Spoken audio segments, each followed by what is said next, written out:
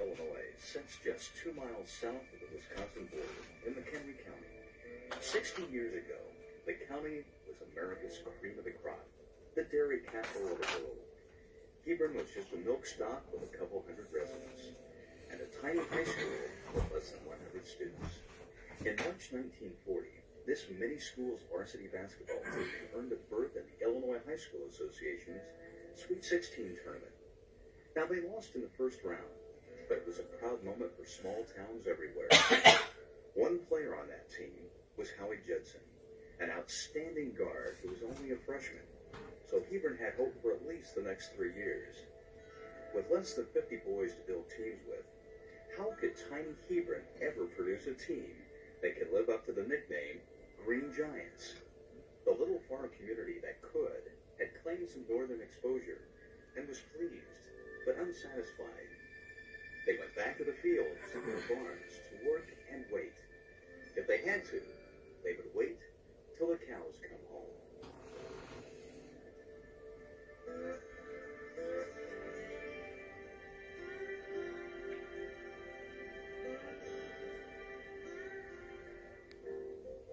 Howie Judson returned home as one of the heroes of Hebron High's best team ever. He lived in town with his parents, Clarence and Jessie, a 10-year-old sister, Ruth Ann, and 5-year-old identical twin brothers, Phil and Paul. Howie's greatest loves were playing basketball and baseball. By the time Howie reached high school, he was good at both. But first, he would excel in basketball. One might have guessed the twins were going to be taller than average because they were growing fast. Not long after they were walking, Howie put a basketball in their hands, and they were soon dribbling. The twins' dad was a member of the school board, and he knew about an old tree that had to be removed from the school grounds. There happened to be a basketball rim on that old tree that had been fashioned a few years before by the local blacksmith. Judson salvaged the hoop, took it home, and under the wide eyes of the excited twins, he mounted it to the back wall of the Judson house, about 6 feet above the cement deck. The Judson destiny would continue. When the young Judson twins played basketball by themselves, it must have looked to a passerby like one kid going one-on-one against a mirror. It was apparent that the twins were going to follow in their older brother's giant footsteps. They were impressed that Howie had made the varsity team as a freshman, helping to lead the Green Giants all the way to the first round of the Sweet 16 tournament, giving his hometown, Farmtown, 15 minutes of Fametown. But Howie and Hebron wanted more. Although the 40s Giants never went downstate again, as a senior, Howie was named an Illinois All-Stater.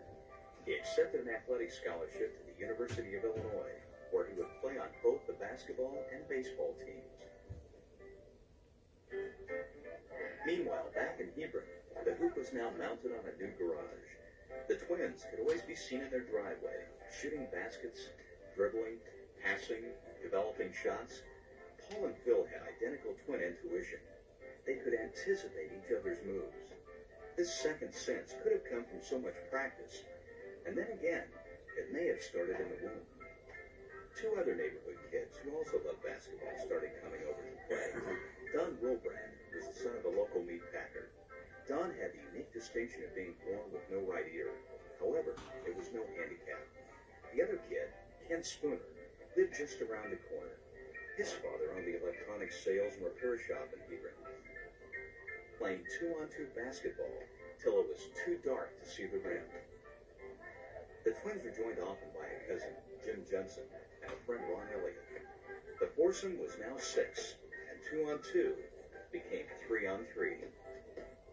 The boys played basketball together every day. They played in the Johnson's driveway, or at Spooner's in the snow with mittens, and at Wilbrand's house where his dad installed a spotlight for night scrimmages.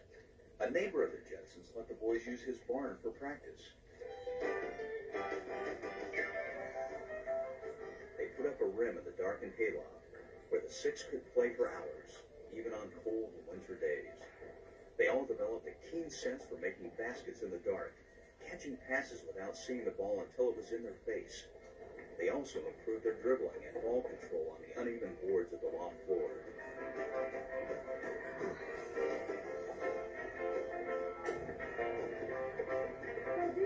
For almost a decade, the boys had played basketball, when and wherever they could. They knew each other's moves. When it came to basketball, the kids all seemed identical.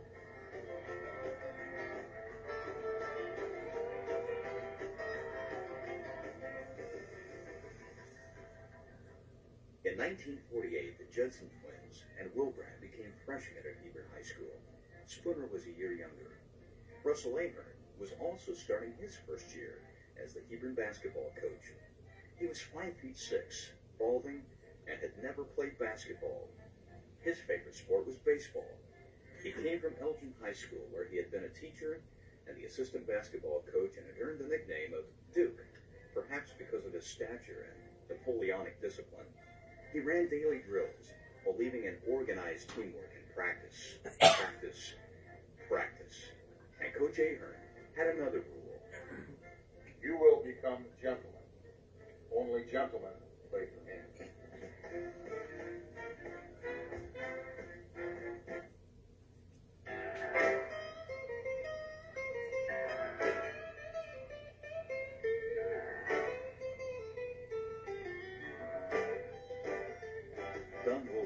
Bill Judson made the freshman-sophomore team.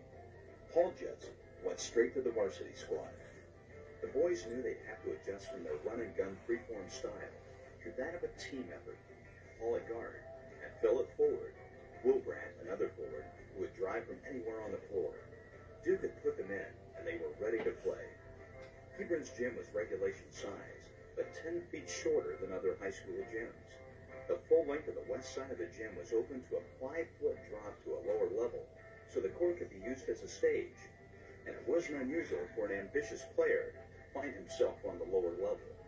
Under Ahern's coaching, the twins and Wilbrand as freshmen played along with 10th, 11th, and 12th graders, helping the Green Giants win 14 games, with 7 losses in the 48-49 season. The boys were enjoying high school basketball, but they were eagerly waiting for the next season, when Ken Spooner would join them. In the 49-50 season, Ken Spooner was playing the guard position on the fresh soft team. He was hitting 20-footers all day long. No doubt Ahern was now dreaming about his future varsity team. A religious man, the coach was praying and centering his attention on the tallest boy at the school, a skinny, gangly farm boy who last year had transferred to Hebron from nearby Alden. For Coach Ahern, things were always looking up. What's your name, son? I'm Phil Schultz. Tall. About 6'5", I guess. Grade year. 8th grade. I'm Russ Rader, your basketball coach. You ever played basketball? No, I don't think I've ever seen a game. You ever played any sport? No. What do you do after school? I usually help my dad with dairy farming. Would you like to come by practice sometime? I could ask my dad. Son, that'd be great. Coach Ahern thought he saw a player in inexperienced, uncoordinated, left-handed farm boy. All it would take is practice, practice, practice. Bill's dad, Fred, made Bill an offer he couldn't refuse.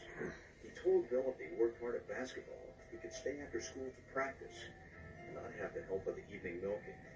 It was a done deal.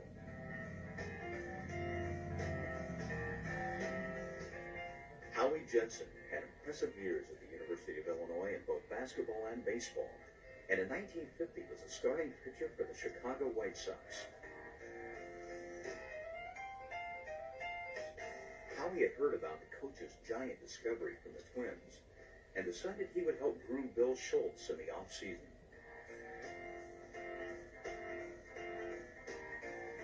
During the 49-50 season, Coach Ahern added Big Bill Schultz to the freshman-sophomore roster.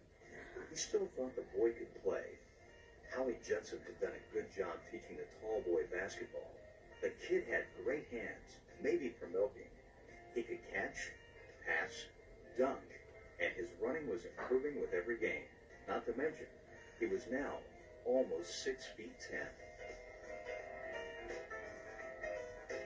Bill Schultz and Ken Spooner were now freshman teammates. The Judson twins and Wilbrandt were playing on the same floor with Schultz and Spooner, but not much in the same games.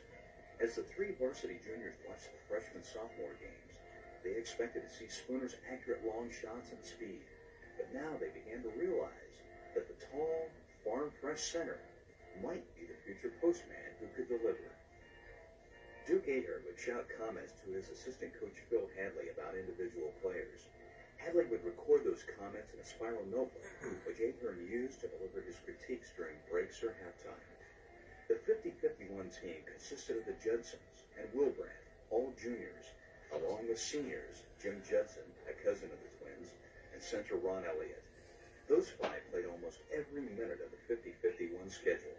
Sophomores Spooner and Schultz played freshman-sophomore games, and afterwards sat on the varsity team as subs. The Giants tallied 26 wins and 2 losses, missing a trip to the sectionals by just 3 points. Coach Ahern and Hebron were proud of the team from the smallest school in the smallest community in Illinois. They had tried hard and were successful, but they were still not satisfied. Bill, I've written some recommendations. These suggestions are the very minimum for you to do if you're going to become a polished basketball player by November 1951. Good luck. 50 push-ups to date on my fingers. Do not imitate other players. Continue to be a splendid gentleman.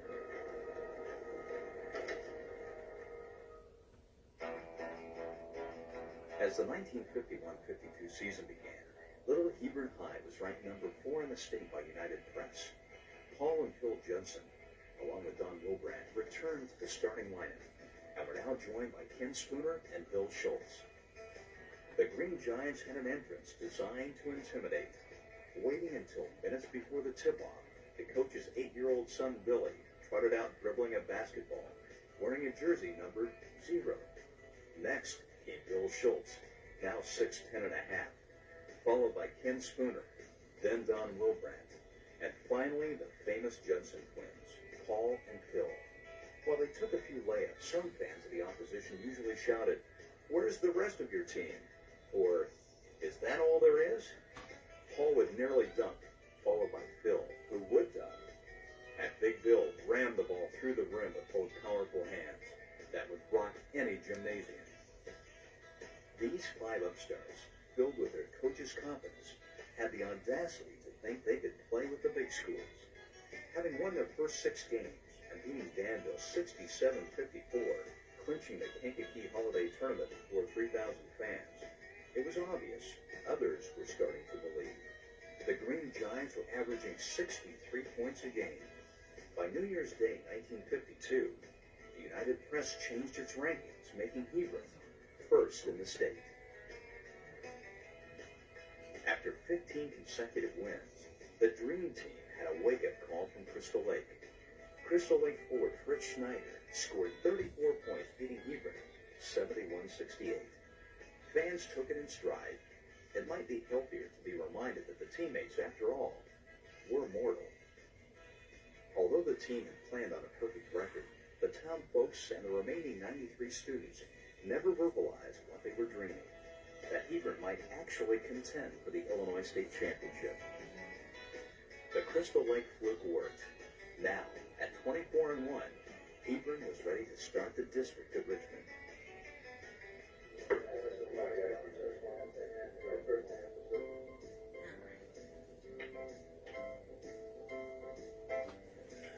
Boys, this is the only time I'm going to talk about games, except the one we play next. However, if you win the next 11 games, the Green Giants will be state champions.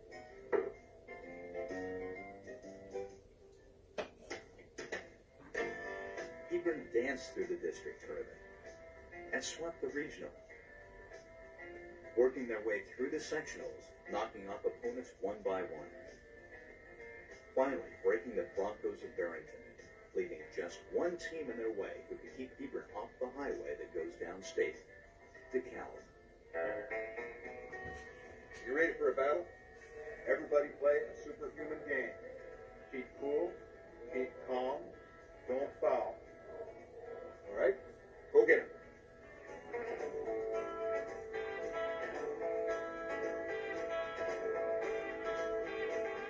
Another Little David team from Hebron had made it to the state finals. The Green Giants are going to Champaign, Illinois, along with 15 Goliath teams.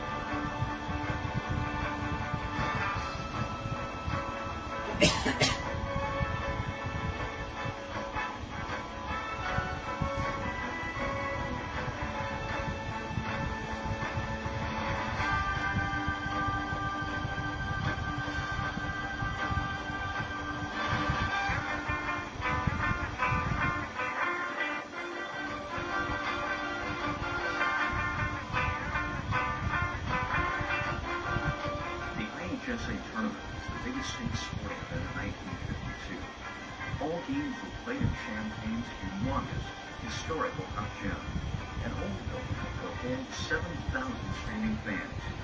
The other teams had their stars, but the Green Giants thought themselves a five-star team as they entered Cook Gym for the first game against local favorite Champaign. They saw the enormous Illinois map with 16 town nameplates lighted by red bulbs. They liked that Hebron's name was the highest one on the map, but their attention was soon drawn to Quincy, where Center Bruce Brothers reigned supreme.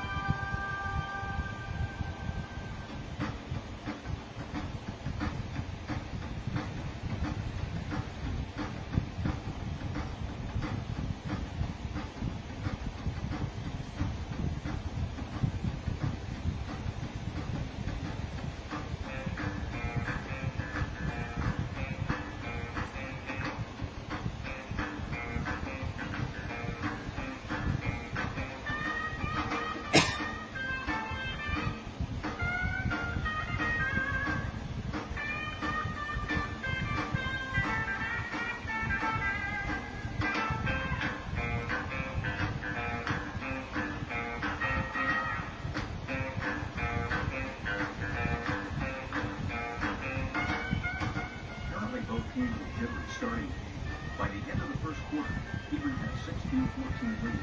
Bill Judson had 3 fouls. In the second quarter, Hebron pulled its defense together. At halftime, it was Hebron 36, Champaign 21. Hebron never let its lead drop to less than 9 points in that fourth quarter. Hebron beat Champaign 55-46, but the press was not impressed. They expected the Giants to be a better ball club than what they saw. Hebron went to the locker room angry that they were outscored in 3 out of 4 quarters.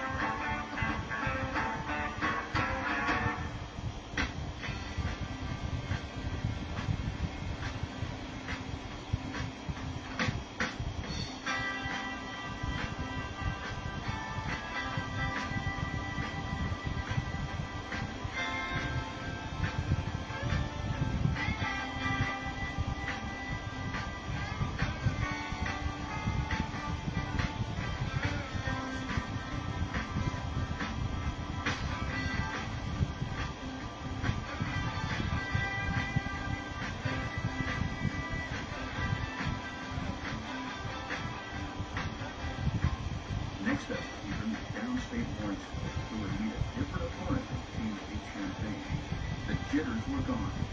The Giants came out shooting and hitting right from the start. The first quarter ended with Hebron leading 20-12, and by halftime, it led 38-21.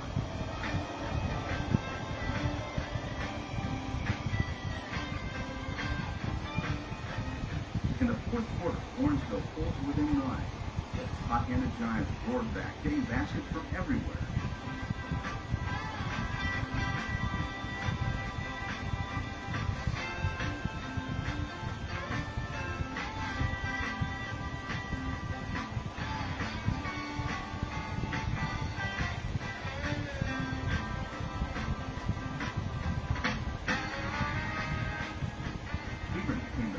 Henry County School Region IHSA semifinal.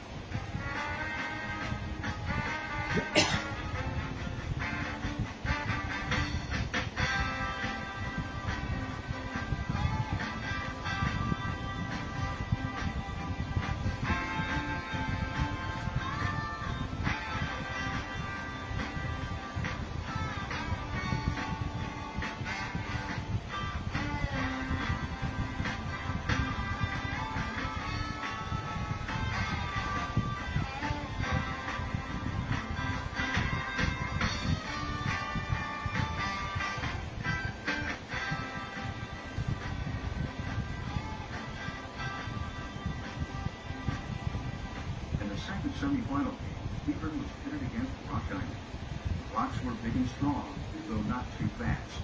Coach Avery told his players to run them ragged. The Giants set the pace, and Schultz and Wilbrandt were hitting. It was close at the end of the first quarter. Hebron 15, Rock. Paul Jensen drew his third foul, and Coach Avery pulled Paul for sixth man Bill Thayer. At halftime, Hebron held a 6-point lead. Paul Jensen was back to start the second half, but then Schultz picked up his third foul. The Rocks had the lead 46-45 at the end of the third quarter, but the Giants were not going to fall just yet. They scored 14 points back-to-back, and they stopped the Rocks from scoring for 6 solid minutes, winning 64-56, and in the process earned the right to play Quincy for the state championship.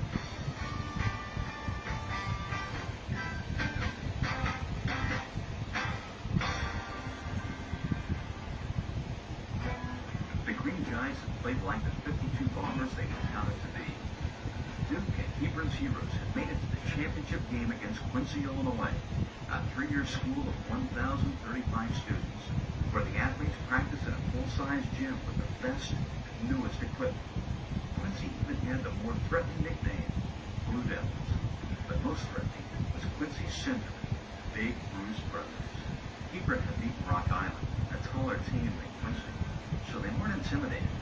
They were just happy to be playing another game. Under the coach's orders, the team would spend a few hours before game time in their hotel rooms. There would be no phone calls, no radio, no TV, no newspapers, and absolutely no contact with anyone outside the team. Fans get set for championship basketball. The 1952 IHSA championship game was the first Illinois championship game to be televised. However, due to technical difficulties beyond someone's control, a kinescope recording of the first half of the game was not made. The only portion recorded for history was the second half. A PBS radio station, WKRS in Waukegan, also broadcast the game. Although hundreds of television sets were sold in Illinois because of the Green Giants team, on the day of the finals, not many Hebronites remained at home. Hebron was a ghost town, with the exception of the coach's own mother. At 8:45 p.m., after both teams shook hands, Bill Schultz and Bruce Brothers walked to the center circle for the tip-off, and Hebron and its thousands of statewide fans held their breath. Schultz and Brothers battled each other like basketball gladiators. Brothers 2, Schultz 2. Brothers 2, Schultz 2. But a unique Quincy zone press was restraining Hebron's runaway shooters. And Schultz gets every foul. Over here to Paul Justin. Here he comes up court. Double with his left hand. Takes, gets the shot away, and it's in. He forced that shot, and he put it in. 8 seconds left, 35-34 before halftime. Quincy leads by 1. Here's Thompson. He's going to get a shot away. He does a long shot. It's short. Gibson gets the rebound. Paul on the gun bar, finishes the half. And what a ball game this has turned out to be. At halftime, the score is Quincy 35, and Hebron 34. 16 minutes to go. 16 minutes to determine which of these splendid teams will know the joy of championship, which will know the heartbreak of defeat. Brother, that heartbreak is very real here for the team that can't go home with the bacon. There's Paul Judson letting one go. Quincy is out in front, the white-shirted Quincy team by 1 point, long pass down before to Charlie Fast. Defense drops back would be enough to keep them going all the way. Dollar takes it over in the corner, then takes it out into the back court. Now Dick Thompson has the ball, and again with the man-to-man defense, Quincy goes to the net, under the basket, leading Charlie Fast drops one in. One pass down the court against Spooner. Bill Judson with the ball. He's been working the ball around. Bill Schultz is all alone, and he takes it. Now Hebron's lead is only 1 point. Over to Phil Harvey. Now there it goes into Bruce Brothers. Brothers lets one go, and it's good. Yes, sir. Quincy glad to see that boy back. That's Don Wilbrand. Quick one now goes off to Phil Judson. He worked his way in, but didn't do much about it. Paul Judson lets one go, and it's good. Now we're just about ready to go again. We're in the fourth quarter of play, and we're less than 5 minutes to go. Dick Thompson clears the ball for Quincy. A long pass down to Tom Payne. He has that ball off the side of the basket, shoots, and so good. And Phil Judson recovers for Hebron, and up the court they come. And Spooner driving at that long pass, can't hold it. Spooner on the ball, so head over heels past the bounds. Hebron gets the board, and Phil Judson gathers that ball in, coming down off the basket. Hey, Don Wilbrand all alone. As he goes underneath there, Bruce Brothers fouls him, and that foul's Brothers out. Bruce Brothers is out of the ball game, and that is a heartbreaking loss for Quincy. The miracle was short-lived as the brothers' replacement, Tom Payne, was strong and quick. There's 5 seconds left to play. Judson lets one go in there, 8-4 choke, and it's broken up. It's their time to shoot. Gower goes down there and roots the ball as it goes into overtime. Just be cool, be calm, don't foul. Run them ragged, love all. Don't let the team touch the ball again. 3 minutes to go in the overtime period. In the center of the court, the officials are pointing at the clock, showing them where it will be when the playing time is over. It gets to the numeral 16 on the clock. The overtime period will be done. Schultz passes the ball to Phil Judson. We're in overtime now, the first 3-minute overtime. Judson looks it out to brother Paul Judson. Now it comes over to Kim Spooner. Spooner taking his time. One basket is a big one here. Don Wilbrand shoots a long ball into Phil Schultz, and he takes it. It's good. 64-59. Hebron leads by 5 points with 30 seconds to go. 30 seconds left to play in the game. Bill Harvey dribbling that ball. Brother, you should be shooting. You don't have that kind of time. Let it go fast, and it's no good. Rebound. Harvey lets one go. No good. Bill will scramble for the rebound. Dick Thompson comes up with it, but we'll see what the call is. It's going to be a jump ball between Schultz and Gower. 16 seconds remaining in this game. Tip goes to Hebron.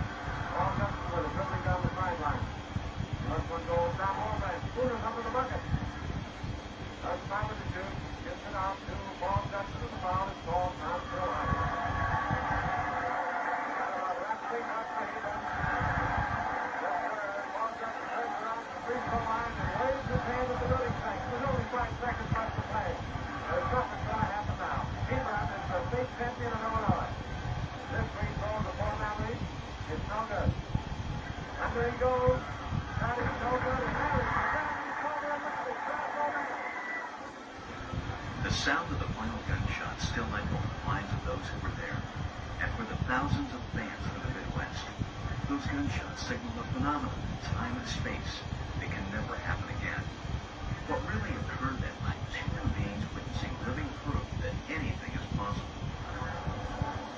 And that ends our Illinois High School Association Championship Basketball Tournament in Urbana. It's been a great tournament. We've got a new champion. Congratulations, Coach. How did you do? All the credit to my boys. They united as a team that wouldn't be beat, followed their instructions to the letter, and defeated 2 great teams in 6 or 7 hours. And that's how they did it.